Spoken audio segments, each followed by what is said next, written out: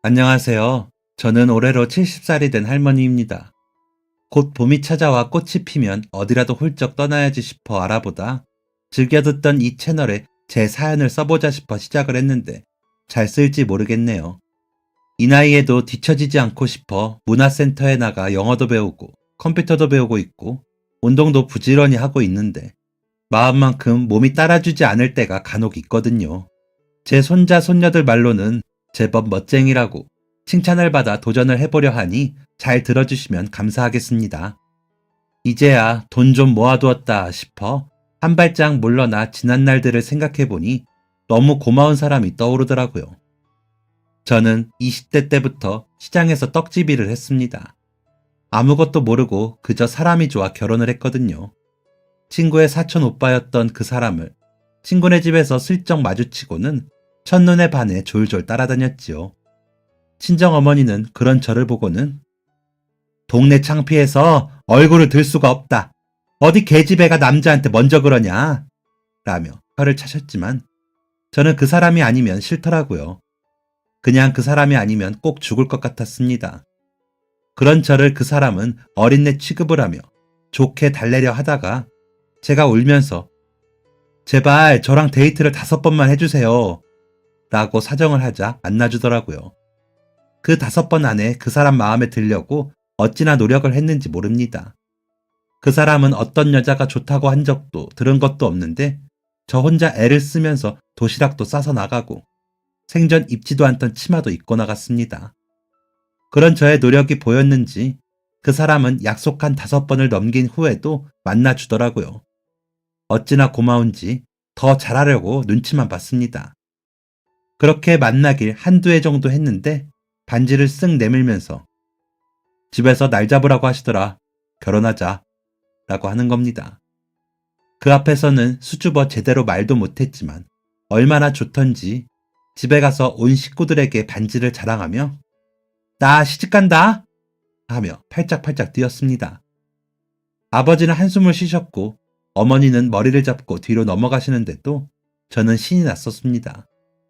며칠 뒤 인사를 온 남자를 보고서야 온 식구가 고개를 끄덕이며 결혼을 허락해 주셨죠. 그러고 며칠 뒤 저도 그 사람 집에 인사를 갔는데 글쎄 어머님이 떡집을 하시더라고요. 어머님은 저를 보자마자 어이쿠 일 잘하게 생겼다 라며 웃으셨습니다.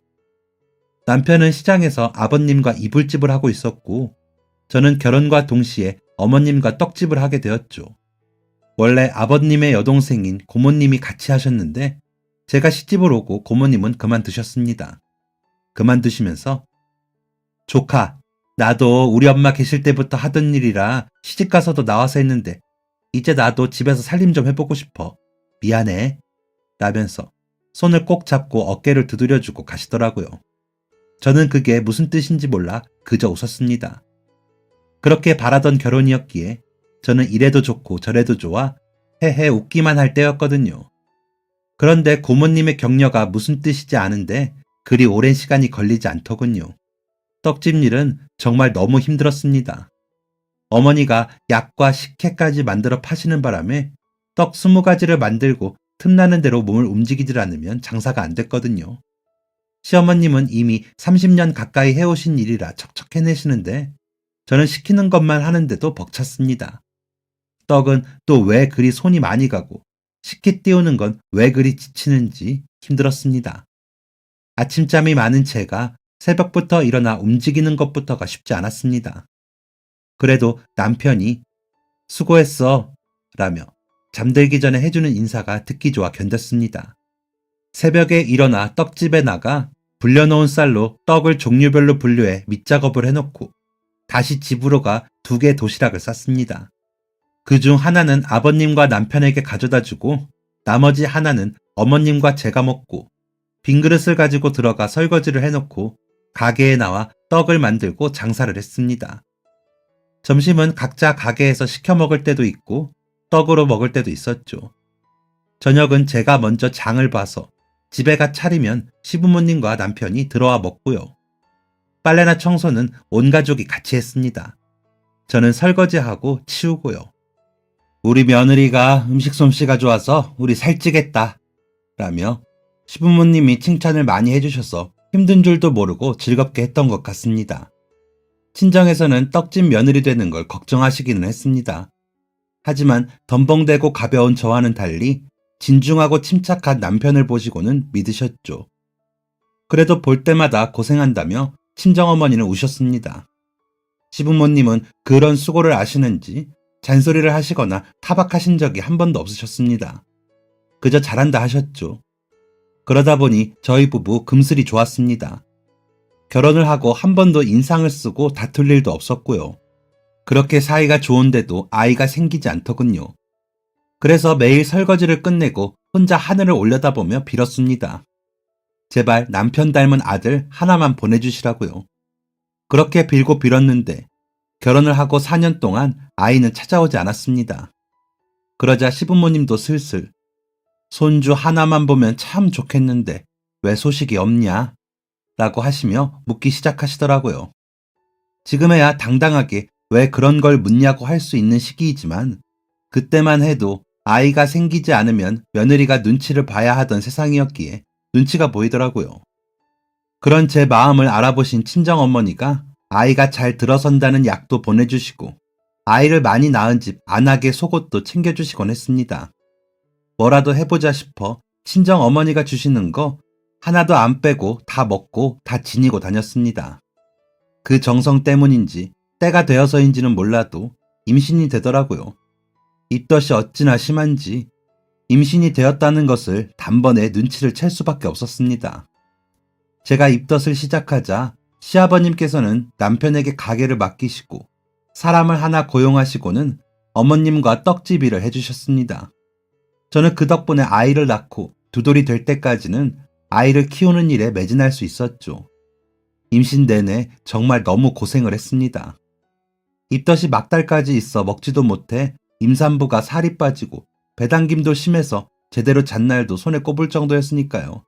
그런 저를 남편은 너무 걱정해서 시부모님께 말씀드려 주었고 시어머님은 내가 아범 가졌을 때 그래봐서 안다. 어떤 놈인지 제 아버지 닮은 아이가 나오겠구나 라며 웃으시더라고요. 그러시더니 집안일도 봐주시는 분을 구해주시더라고요. 그 시절 그 시기에 며느리 편의를 그렇게 봐주시는 어른은 제가 본 적이 없었습니다. 다들 시집 잘 갔다고 한 소리씩 했죠. 사촌 시누이가 된 친구가 제 친구들에게도 다 소문을 내서 부러워하더라고요. 게다가 남편이 혹시나 먹을까 하여 수시로 먹을 것을 챙겨 날랐고 제가 괴로워하면 같이 잠을 설치며 조금이라도 제가 편해질 수 있게 해줬거든요. 진짜 공주가 된 것 같았습니다. 그렇게 힘들지만 행복했던 임신 시절을 지나고 아이를 낳던 날 저는 다시 태어났습니다. 이틀을 꼬박 진통을 하고 진이 빠져 기절을 하는 걸 산파 할머니가 따귀를 때려가며 깨워 겨우겨우 아이를 낳았거든요. 조금만 여차했어도 이 세상 사람 아니었다고 산파 할머니가 이야기해 주셔서 위험했구나 하고 알았습니다. 그렇게 힘들게 세상에서 가장 귀한 제 보물인 제 딸을 만나게 되었습니다. 그렇게 손발이 작고 저만 바라보는 사람을 만나고 보니 왜 엄마가 되어야 하는지 알아졌습니다. 그 올망졸망한 입과 눈이 저를 향하고 있을 때 그 기분은 정말 말로 다 하지 못하는 벅찬 감동이 있었거든요. 부모가 되어보신 분들은 다 아실 테지만 자식이라는 게 세상을 다 준다고 해도 바꿀 수 없는 존재이잖아요. 어찌나 예쁜지 정말 눈에 넣어도 아프지 않을 것 같았습니다. 그렇게 예쁜 공주님을 낳고 보니 제가 친정 부모님께 얼마나 철이 없는 딸이었는지 그제야 알게 되더라고요. 몸조리차 간 친정에서 본 부모님의 모습이 또 다르게 느껴지기도 했고요. 그래서 그런지 아이 100일 잔치 때 오신 시부모님을 따라 시댁으로 돌아가는 길에는 어찌나 눈물이 나는지 엉엉 울고 말았습니다. 부모님은 그런 저를 보시더니 아이 낳더니 철이 드는구나 하시면서 애써 미소를 지으시는데 눈물을 참고 계시다는 것도 알겠더라고요. 남편은 그런 저희 부모님께 어머님 아버님 걱정 마세요. 제가 더 저 사람 돌보겠습니다. 라면서 인사를 하고 오더라고요. 시부모님은 저를 달래시며 우리가 더 잘하마 걱정 마라 하시고요. 그런데도 눈물이 어찌나 나는지 아이를 안고 오는 길에 주룩주룩 눈물을 흘렸습니다. 그러다가 집으로 오고 나니 몸도 마음도 제일 편하긴 했습니다. 그렇게 2년은 아이 돌보는 재미에 푹 빠졌습니다. 그러다 시어머님께서 갑자기 편마비가 와 왼손과 왼쪽 다리를 움직이지 못하시더라고요. 아버님은 한동안 가게 문을 닫으시고 어머님을 모시고 병원이다 한의원이다 용하다는 곳은 다 다니셨습니다. 그 노력 덕분인지 어머님은 완전히는 아니어도 일상생활이 가능할 만큼 돌아오셨지만 아무래도 일은 무리였죠. 떡집은 닫자고 하시는 것을 제가 나서서 해보겠다고 했습니다. 한동안은 아이 없고 다시 일을 배울 테니 제가 완전히 일을 하게 되면 어머님이 아이 좀 봐주세요. 라며 나섰죠. 떡집은 시할머님이 시작하셨는데 그 떡집 장사로 돈을 벌어 아버님 이불집도 열게 되셨고 남편도 그 일을 물려받고 있는 거라 생각을 해서 그런지 그대로 문을 닫게 둘 수는 없겠더라고요. 시부모님께서 그런 제 말에 고맙다고 하시며 우시더라고요. 그래서 그 다음 날부터 다시 떡집에 나가 일을 시작했습니다. 아버님은 몸으로 도와주셨고 어머님은 떡 만드는 법을 정확하게 짚어가며 알려주셨습니다. 그렇게 1년을 배우자 혼자서도 할 수 있겠더라고요. 약식이며 식혜도 어머님과 똑같은 맛이 났고요. 그래서 아버님은 어머님을 도우시고 어머님은 아이를 봐주시게 되었고 저는 떡집 일을 시작했습니다. 저는 일단 혼자 다 할 수가 없으니까 20가지 떡 중에서 제일 잘 팔리는 떡 5가지를 포함해 10가지씩 번갈아가며 만들어 팔았습니다. 그랬더니 오히려 매일 떡집에 들르시는 손님들이 고정적으로 생기더라고요. 남는 떡도 줄어들었고요. 식혜와 약과는 인기가 많아 부지런히 만들어야 했습니다. 그래서 매일 만드는 떡을 줄였어도 손이 많이 가더라고요. 그렇게 바쁜 와중에도 저희 딸이라는 별이 있어 매일이 달고 행복했습니다. 어머님은 몸이 완쾌가 되지 않아 불편하신데도 정성을 다해 아이를 돌봐주셨고 아버님은 남편의 가게와 저희 떡집을 오고 가시는 와중에도 어머님을 도와 집안일들을 하시느라 고생이 많으셨습니다. 남편은 도시락을 본인이 들고 나르며 일을 했고요. 그렇게 서로 돕는 가족들이 있었기에 버틸 수 있던 시간들이었습니다. 남편의 이불 가게는 아이가 6살이 될 때쯤 확장을 하고 규모를 늘리면서 수입도 늘었습니다. 그 덕분에 시부모님께서는 아범이 잘 꾸려줘서 우리가 좀 덜 미안하다 라고 하셨습니다. 떡집 수입은 어머님이 하실 때보다 조금 늘었지만 제가 혼자 고생한다고 엄청 미안해 하셨고요. 그래도 저는 일이 즐거웠습니다. 우리 예쁜 딸에게 뭐라도 사줄 수 있다는 사실에 기분이 좋더라고요. 그저 감사하고 좋았습니다. 그러면서 저도 나이를 먹더군요. 계속 젊기만 할 줄 알았는데 40살이 되어 싱숭생숭했던 해라 기억이 납니다. 딸이 자라는 건 예쁘고 좋은데 제 나이 드는 건 왜 그렇게 싫었는지 모릅니다. 지금 생각해보면 40살만 돼도 좋겠다 싶은데 또 그 나이가 뭐가 많다고 싱숭생숭했는지도 모르겠습니다. 부모님들도 계신데 말이죠. 괜히 우울해져서는 장사는 뒷전이고 제가 뭘 하는지도 모르고 살던 시절이 그 시기였던 것 같습니다. 새벽에 일어나 가게에 나오면서도 그저 기계적으로 나오고 떡을 만들면서도 그저 기계적으로 움직였습니다. 좀 더 맛있게 해야겠다. 이 떡을 먹는 사람이 행복했으면 좋겠다. 이런 생각은 하지도 못했죠. 그저 딸 생각을 했다가 남편 생각했다가 친정 부모님 생각했다가 그랬습니다. 시부모님 식사 준비 걱정도 하고요. 무슨 걱정이 그렇게나 많은지 떡집에 앉아서 장사할 생각은 않고 걱정만 했습니다. 그러다 손님이 와도 모를 때도 있고요. 정신이 빠진 거죠. 수익이 조금 괜찮아졌다고 건방을 떨었던 겁니다. 그런 저를 손님들이 가장 먼저 알아보셨나 봅니다. 나아졌던 수익은 곤두박질 치더니 어머님이 운영하실 때보다 수익이 더 안 나더라고요. 그렇게 되다 보니 가게 수익 걱정까지 더해져 저는 더 정신을 차릴 수가 없었습니다. 어리석었죠. 하여간 철없이 나서는 건 어릴 때나 마찬가지였던 것 같습니다. 더 나아질 국리보다 안 좋은 면만 보고 걱정만 하고 있었으니까요. 그렇게 있는다고 나아질 것도 없는데 뭘 그렇게 걱정을 하고 예민해져서는 남편에게 투정도 부리고 못살게 굴고는 했습니다. 그렇게 지내던 어느 날이었습니다. 한 젊은 여자가 남편 팔짱을 끼고 저희 떡집으로 오더라고요. 가게 문이 거의 닫힐 때였는데도 남아있는 떡은 많았습니다. 그때도 정신 못 차리고 있다가 밝게 웃는 여자의 얼굴에 정신이 차려졌습니다. 가게 앞으로 와 덥석 바람떡과 절편을 집어든 여자가 여보, 이 떡 진짜 맛있어. 옆집에 언니가 사다 줬는데 너무 맛있어서 또 먹고 싶더라니까 하면서 웃는데 배가 불렀더라고요. 저는 젊은 부부의 그 장면을 기분 좋게 보고 있었습니다. 20대 초반의 부부가 어찌나 곱고 예쁘게 서로를 대하는지 너무 보기 좋더라고요. 서로를 마주보는 눈빛에서 사랑이 듬뿍 느껴졌습니다. 그 모습에서 우리 딸 임신했을 때 저와 남편을 보는 것 같기도 했고요. 여자는 그 자리에서 떡을 뜯어 한 입 먹더니 남편의 입에도 떡을 넣어주며 웃었습니다. 그 모습이 너무 예쁘고 싱그럽기까지 하더라고요. 그렇게 알콩달콩 떡을 먹던 여자와 남편은 갑자기 멈칫하더니 당황하더라고요. 그러더니 없어? 라며 서로를 바라만 보더라고요. 그래서 무슨 일인가 싶어 보고 있는데 여자가 사장님 어쩌죠? 제가 떡을 벌써 먹었는데 둘 다 지갑을 놓고 온 거 있죠. 너무 죄송해요. 제가 내일 가져다 드려도 될까요? 라고 묻더라고요. 그래서 아이고 어쩌나 우리 떡값 외상은 안 왔는데 예쁜 아기 낳으라고 내 선물이에요. 그냥 가져가세요. 나중에 와서는 식혜나 좀 사가요. 진짜 맛있어. 라며 식혜까지 한 잔씩 따라 주었습니다. 그러자 두 부부는 당황하면서 어머나 그래도 어떻게 그래요.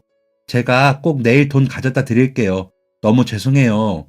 라고 하기에 아니에요. 어차피 시간 늦어서 그 떡 못 팔면 나도 못 들어가. 우리 딸이 엄마 기다려서 나도 얼른 가야 해요. 진짜 그래서 선물이라고 핑계대고 주는 거예요. 가져가세요. 순산하시고요. 라고 말하고는 돌려보냈습니다. 두 부부는 허리를 굽혀 인사를 하면서 가더라고요. 둘이 왜 지갑을 안 챙겼냐며 장난을 치며 가는 모습까지도 예쁘게 보였습니다. 그 모습을 보는데 제가 열심히 살아야 하는 이유가 다시 상기되었습니다. 그래서 제가 처음 가게를 맡아서 해보겠다고 했던 그 마음을 다시 곱씹어 보았습니다. 우리 가족 모두를 위해 시작한 일이라는 걸 저는 너무 잊어버리고 있었더라고요. 저 부부처럼 남편과 있기만 해도 좋아서 뭐라도 하고 싶었던 그 마음이 다시 떠올랐습니다. 그저 그 자체만으로 행복인데 제가 깜빡했더라고요. 그래서 다시 마음을 고쳐먹고 장사를 열심히 해야겠다고 생각을 했습니다. 그리고는 또 저는 저대로 바쁘게 사느라 그날 일은 또 그렇게 잊었습니다. 매일이 바빴습니다.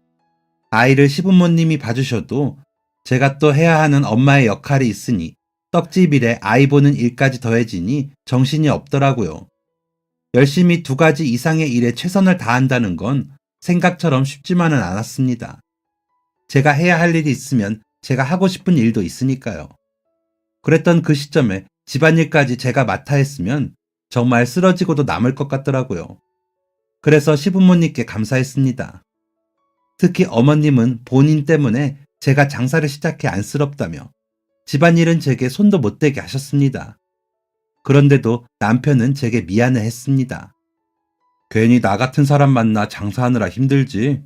당신 그만두고 싶으면 언제든지 그만둬. 당신이 너무 노력해줘서 너무 고맙지만 당신 고생시키면서 계속 해야 할 건 아니야. 라면서 달래주기 일쑤였으니까요. 시부모님께서도 힘들면 이야기해. 괜히 참지 말고. 라며 제가 힘들까 걱정이 많으셨습니다. 괜히 제 눈치를 보시는 것 같기도 했습니다. 아마 제가 표정이 안 좋았던 시기가 있었기에 더 그러시는 것 같아 더 밝게 웃으며 지냈습니다. 그래야 모두가 마음이 편해질 테니까요. 처음엔 의식적으로 웃었지만 나중엔 진짜로 기분이 좋아지더라고요. 그래서 억지로라도 웃으라는 말이 있나 봅니다. 물론 딸아이와 더 있고 싶고 더 지내고 싶기도 했지만 사실 떡집을 닫으면 그만큼 생활비가 줄고 어머님 약값과 앞으로 딸아이 학비를 감당하기엔 벅찬 실정이었습니다. 남편은 본인이 더 노력하면 된다고 했지만 이왕 생활 전선에 뛰어든 이상 쉽게 포기하고 싶지도 않았기에 저는 그저 묵묵히 장사를 이어갔습니다. 그저 딸아이에게 미안할 뿐이었죠. 밤마다 잠들기 전에 제 품을 파고들며 엄마 보고 싶었어요. 엄마 냄새 맡고 싶었어. 라는 아이의 말을 들었을 때는 그냥 다 그만둘까 싶을 정도이기도 했고요. 돌아서면 한 뼘씩 자라있는 딸아이를 보며 그저 애틋했지만 나중을 위해 참고 또 참았습니다. 그런 딸에게 먹이고 싶은 떡을 연구하다가 아이들도 좋아할 만한 떡도 개발을 하기도 했습니다. 크림도 넣어보고 빵처럼 예쁘게 만들어 보기도 했고요. 그러고는 완성된 몇 가지를 추려 한편에 아이들 떡이라고 조금 팔기도 했죠. 하지만 생각보다 잘 팔리지 않아 번번이 저희 딸 차지가 되더라고요. 그렇게 시간이 흘러 저희 딸이 초등학교에 가고 3학년이 되었을 때는 반장이 되었다고 해 제가 학교에 떡도 돌렸습니다.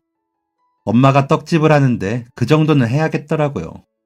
직접 아이 교실까지 떡을 가져다 주고 기분 좋게 가게로 오는 길이었습니다. 어디서 낯이 익은 여자가 아이 하나를 데리고는 이 가게 갔다가 나오고 저 가게 갔다가 나오기를 반복하는 게 눈에 들어오더라고요. 어디서 봤더라 싶어 유심히 보는데 그때 그 젊은 임산부더라고요. 그런데 그때와는 다르게 행색도 좋지 않고 얼굴도 좋지 못하더라고요. 4살 정도 되어 보이는 아이도 입은 옷이 그다지 깨끗하거나 좋아 보이지 않고요. 그런 꼴로 일자리를 구하러 다니니 당연히 거절당하고 있는 게 보이는 겁니다. 그런데 무슨 생각이었는지 그 여자에게 다가갔습니다. 안타까움과 동정이 섞인 마음이었던 것 같습니다. 아니면 제가 부러워하던 젊음의 생기가 사라진 여자를 보고 놀란 마음이었을 수도 있고요. 저기 혹시 나 기억해요? 저기 떡집이라고 하자 여자는 반가워하며 어머, 네, 안녕하세요 라며 부끄러워하더라고요. 그때 뱃속의 아기가 얘구나. 어머, 예뻐라. 우리 딸도 요만할 때가 있었는데 아빠가 엄청 예뻐하겠어요. 라고 하자 여자는 네 라고 대답을 하면서도 눈물을 글썽이더라고요. 그래서 우리 딸이 좋아해서 내가 여분으로 남겨놓은 아이들 떡이 있어요. 가서 좀 먹이고 가요. 순산하라고 했더니 진짜 이렇게 예쁜 딸을 낳았어. 라며 저희 떡집으로 모녀를 이끌었습니다. 가게 안쪽으로 앉게 한 후 아이에게 떡을 뜯어주었더니 아이는 배가 고팠는지 허겁지겁 먹더군요. 그런 아이에게 체해 천천히 먹어 라면서 식혜를 따라주자 여자는 아이를 내려다보며 생각에 잠기는 것 같더니 이내 흑흑거리며 울기 시작했습니다. 무슨 사정이 있기는 한 것 같은데 좋지 않은 행색에 울기만 하는 여자에게 채근하듯 묻기는 좀 그래서 그냥 기다렸습니다. 그렇게 한참을 울던 여자는 눈물을 닦으며 번번이 이렇게 신세를 지내요. 너무 감사합니다. 제가 이 은혜는 꼭 갚을게요. 제가 지금은 돈이 하면서 크게 한숨을 쉬더니 아이 아빠가 1년 전에 뺑소니 사고를 당했어요. 그 바람에 병원에 꽤 오래 있었거든요. 모아놓은 돈은 다 썼는데 깨어나지 못하고 먼저 갔어요. 이 어린애랑 저는 어쩌라고 라며 다시 눈물을 흘리더군요. 여자의 사연을 듣자 하니 저까지 마음이 아프더라고요. 그렇게 생기 있고 행복해 보이던 얼굴은 어디 가고 슬픔이 가득한 얼굴을 한 여자의 사연이 너무 서글프게 느껴졌습니다. 하늘도 무심하시지. 어쩌자고 저 어린 아이를 남기고 아빠를 데리고 가셨는지 모르겠더라고요. 아이는 엄마가 우니 눈치를 보다가 먹던 떡을 내려놓고 함께 우는데 그 모습이 너무 슬퍼 저도 같이 울었습니다. 그러다가 지낼 곳은 있어요? 라고 물었더니 네, 집은 아이와 지낼 단칸방을 겨우 구하기는 했어요. 아이를 낳고 돌 지났을 때 남편의 매형이 같이 일하자고 해서 다른 지역으로 갔다가 병원 때문에 이 지역으로 다시 오면서 구한 방이었거든요. 아직은 계약 기간이 남아있는데 일자리를 못 구하면 앞으로가 문제죠. 라고 하더라고요. 그래서 우리 가게에서 일해볼래요? 라고 물었습니다. 사람을 구해야 하나 말아야 하나 고민을 하고 있는 때이기도 했고 그 사연을 듣고 그냥 보내기가 그렇더라고요. 여자는 네? 정말요? 저 이래도 돼요? 라고 묻는데 애는 데리고 나와도 돼요. 나도 가끔 우리 딸 데리고 나와서 일하려고 이쪽에 작은 방처럼 해놨거든. 거기서 아이 보면서 일해봐요. 떡은 내가 만드니까 판매만 좀 도와주고 판매 실적에서 3%를 내가 줄게. 나도 월급 얼마 정하고 주면 좋은데 장담을 못하겠네. 괜찮겠어요? 라고 하자. 그럼요. 열심히 할게요. 진짜 너무 감사합니다. 라더니 제 손을 잡고 울더라고요. 그런 여자를 안아주었습니다. 그리고는 그 다음 날부터 저는 떡 종류를 더 늘렸습니다. 10가지 팔던 것들을 15가지로 늘린 거죠. 당장에 20가지 다 하기에는 자신이 없더라고요. 더 많이 팔아야 여자의 월급까지 줄 수 있겠더라고요. 안쓰러운 젊은 여자와 아이를 제가 책임져야 한다고 생각했습니다. 가게에 나가면서 저희 아이가 입던 옷 중에 괜찮은 것들을 추려 들고 나갔습니다. 여자의 아이 옷이 작아서 짧게 보이던 게 눈에 걸렸거든요. 옷을 받아든 여자는 눈물이 글썽해지더니 사장님, 진짜 왜 자꾸 저 울리세요? 라며 좋아하더라고요. 그래서 새 것도 아니고 입던 건데요. 힘든 거 다 잊고 앞으로 아이와의 삶을 위해 열심히 해줘요. 나도 열심히 할게. 우리 잘해보자. 라고 하고는 웃었습니다. 그런데 여자는 제가 생각했던 것보다 더 열심히 일을 잘하더라고요.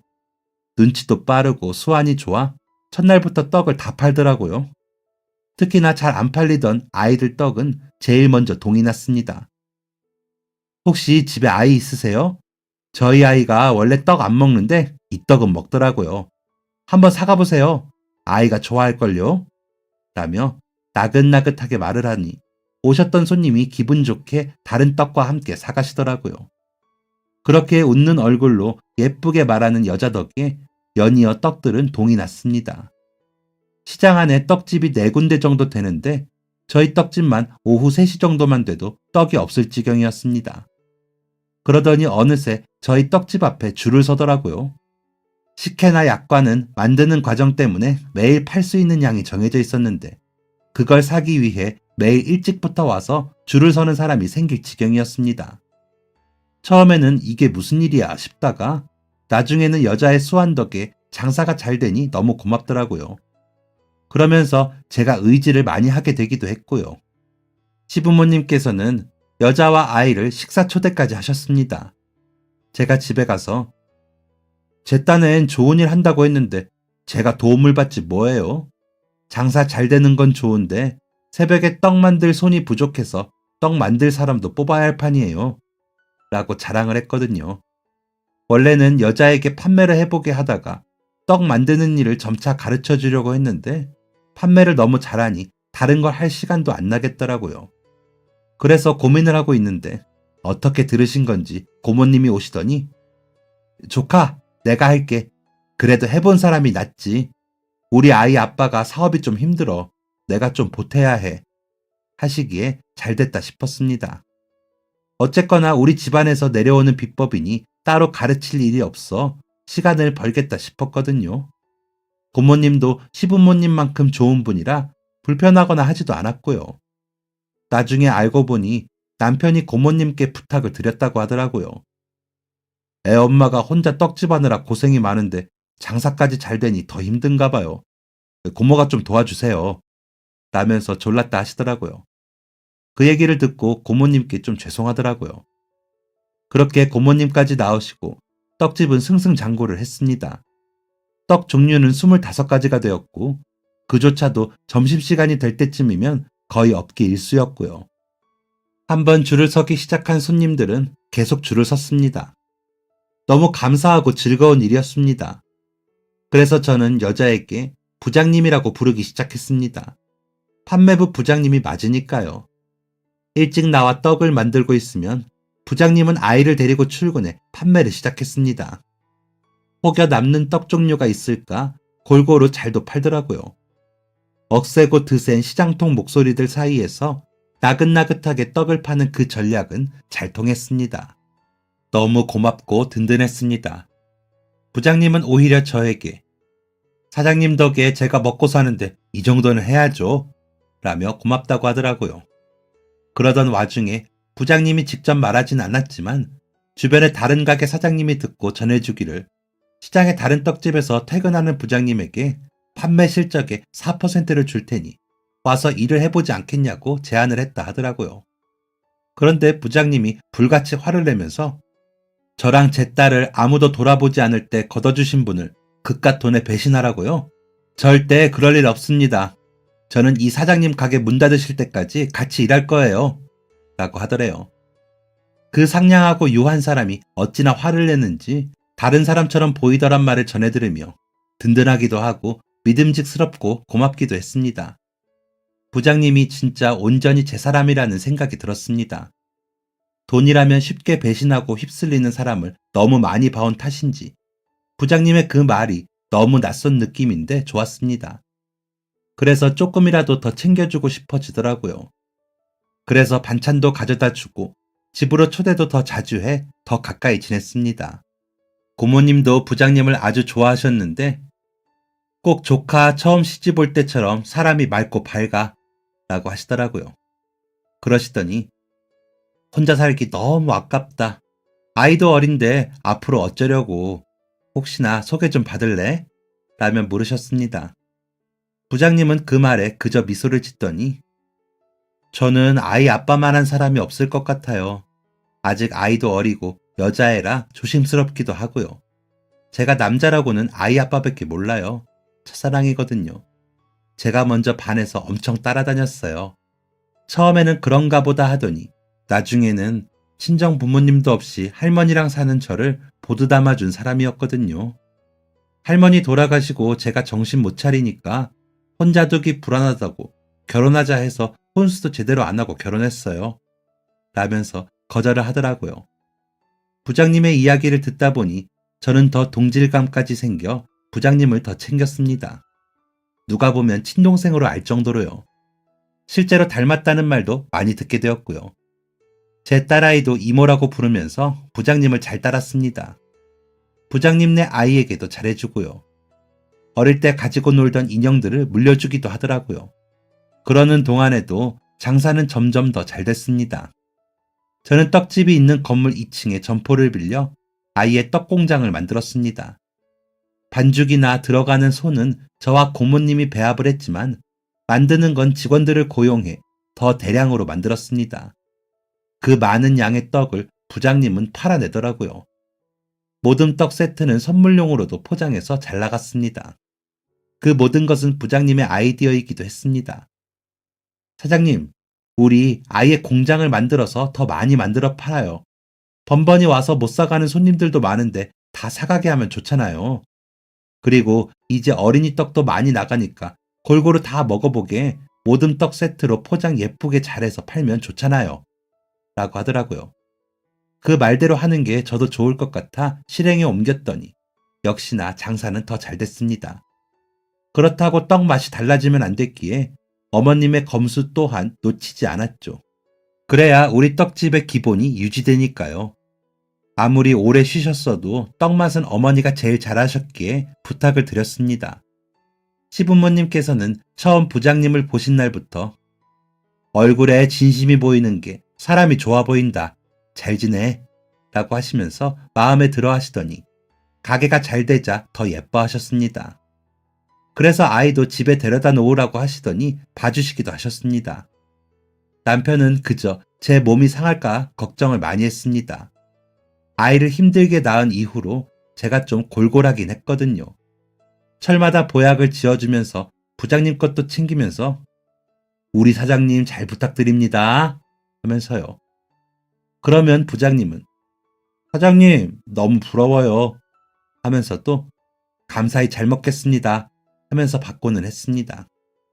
괜히 마음 아프지는 않을까 신경이 쓰이긴 했지만 보약을 챙겨주고 싶은 마음에 남편이 하는 대로 그냥 두었습니다. 우리 가게의 큰 보물인데 몸 상하면 안 되니까요. 그렇게 부장님과는 일하는 사이라고 하기에는 가깝고 친한 사이라고 하기엔 좀 거리가 있게 25년을 같이 일했습니다. 저희 딸아이는 서울에서 꽤나 괜찮은 대학을 나와 유명 식품 회사에 다니다가 아이를 낳았습니다. 육아휴직 동안에도 엄마가 돼서 도와주지도 못하고 미안했죠. 그조차도 엄마가 하지 못해 저희 어머님이 해주셨습니다. 어머님께도 정말 죄송했습니다. 일한다고 엄마 노릇, 며느리 노릇 못하는 것 같아 죄스러운 마음뿐이었죠. 그런데도 항상 엄마가 아플까봐 걱정이야. 다른 건 하나도 신경 쓰지 마. 라고 해주던 딸과 내가 너 힘든 거 시켜서 너가 고생하는데 내가 이런 것도 못하겠니? 걱정 마라. 라며 격려해 주시는 어머님께 감사할 뿐이었습니다. 부장님 딸아이는 대학원을 박사까지 마치고 좋은 조건으로 약품 연구회사에 취업을 했습니다. 바쁜 와중에도 워낙 지 엄마를 잘 챙기는 효녀라 주변에서 얼마나 부러워했는지 모릅니다. 고모님도 저런 딸이라면 남편 없어도 살겠어 하셨을 정도로요. 그렇게 시간이 흐르고 5년 전쯤에는 택배로 떡도 팔아 코로나 위기일 때도 저희 가게는 무사히 잘 지나갔습니다. 어떻게 알고 주문을 그렇게 하나 봤더니 부장님이 아이에게 배워 인터넷으로 블로그 글을 올려 판매를 알렸더라고요. 떡 사진을 그렇게 찍기에 왜 그러나 했더니 그런 곳에 올린다면서요. 저희 보고도 배워서 하트를 누르라고 알려줘서 요즘도 매일 들어가 하트를 누르고 있습니다. 장사를 하려니 별걸 다 알아야겠더라고요. 남편은 이제는 좀 쉬자고 합니다. 아버님이 한참 전에 돌아가시고 이제는 90이 훌쩍 넘으신 어머님이 혼자 적적하실 것 같다며 더 신경을 쓰는데 저도 나중을 생각해 이만 쉬는 게 어떠냐며 권하더라고요. 그렇다고 남편 가게는 아직 유지하면서 말이죠. 그래서 먼저 가게 정리하면 생각해보겠다 했는데 아마 쉽게 접지 못할 겁니다. 장사가 그렇더라고요. 너무 힘들고 이윤도 안 남는 것 같아 접고 싶다가도 돌아보고 하게 되고 또 하고 있고 말이죠. 그래서인지 저도 아직 더 일을 키우고 있습니다. 부장님이 얼마 전에 홈쇼핑 제안서를 가지고 왔더라고요. TV에 나오는 방송까지는 아닌데 라이브 커머스라고 쇼핑 호스트들이 핸드폰으로 방송을 보내면서 팔아주는 게 있다고 하더라고요. 그러면서 공장 규모도 키우고 판매 실적도 올려보자며 이야기를 하는데 저는 이제 한 발자국 물러나야 할 것 같긴 하더라고요. 못 따라가겠어요. 부장님은 그래도 아직 젊어서인지 자꾸 일 욕심을 냅니다. 그러면서 그래요. 사장님, 내가 사장님, 회장님 소리 듣게 해드릴게요. 라고요. 말만이어도 고맙지 뭡니까? 그러다 보니 부장님을 우연히 처음 만났던 그때가 떠오르고 제가 붙잡았던 그때가 떠오릅니다. 그때 제가 부장님께 손을 내밀지 않았다면 제가 지금의 영광을 누릴 수 있었겠습니까? 판매 실적이 연간 억 단위로 오고 가는 떡집은 바라본 적도 없고 그저 우리 가족 부족하지만 않게 벌면 그만이었는데요. 다 부장님 덕이죠. 그런데도 부장님은 아직도 제가 은인이랍니다. 일 욕심만 많지 돈 욕심도 없고 공 세우고 공치사도 할 줄 모르는 착한 부장님 덕에 저는 여기까지 온 것 같은데 말이죠. 세상에 이렇게 좋은 사람이 있나 싶어 헛웃음이 날 때도 있습니다. 그래서 부장님, 이번 것까지만 하고 우리 더 키우지는 말자. 나 봐. 딸내미 몸조리도 내가 못해서 어머님께 맡겼었어. 죽기 전에 엄마 노릇은 좀 듬뿍 하고 죽고 싶어. 라고 하자. 아휴, 또 그 이야기세요? 알았어요. 나도 미안하죠, 서리한테. 그런데 사장님, 내가 회장님 소리 듣게 해드린다고 한 거 아직 약속 못 지켰잖아요. 다른 사장님들은 일 못 시켜서 난리를 났는데 우리 사장님은 맨날 그만하자고 하시면 어떻게 해요?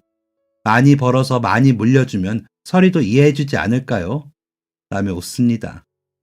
정작 본인도 엄마 노릇 바빠서 못해 전화 붙들고 매번 울면서요. 저도 저지만 부장님의 그런 모습에 쉬엄쉬엄 하라고 해도 저렇게 자꾸 일을 벌립니다. 그래서 얼른 회장님 소리 들어야 하나 싶기도 하다가 이 나이에 그게 무슨 소용이야 싶다가 그럽니다. 그래서 딸아이에게 털어놓으면 딸아이는 매번 엄마가 얼마나 멋진지 모르지? 난 엄마처럼 일 잘하는 엄마 좋아. 부장님한테 이른다. 라고 하지만 제 생각만 먼저 하고 움직이는 것 같아 미안할 때가 많습니다. 그래서 짬을 내서 딸아이와 시간을 보내고 싶은데 문화센터도 딸아이가 등록해줬거든요. 일할 때 되도록 남의 손 빌리지 말라면서요.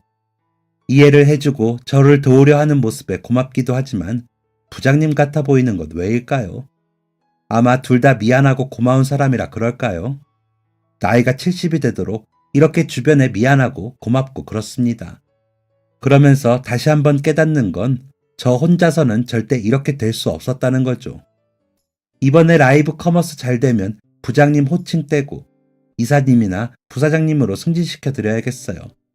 번번이 거절을 하면서 저는 부장이 좋아요. 그냥 부장이라고 부르세요. 라고 하는데 그냥 승진시켜버리고 이익률도 10%로 올려주려고요. 고마운 마음을 표현하는 방법은 그것뿐이네요. 요즘처럼 각박한 세상에 여러분들도 마음까지 나누고 감사함을 가질 수 있는 주변 사람들이 가득하시기를 바라며 행복한 매일이 되시길 바라겠습니다. 제 경험상 좋게 보니 좋은 기운이 오더라고요.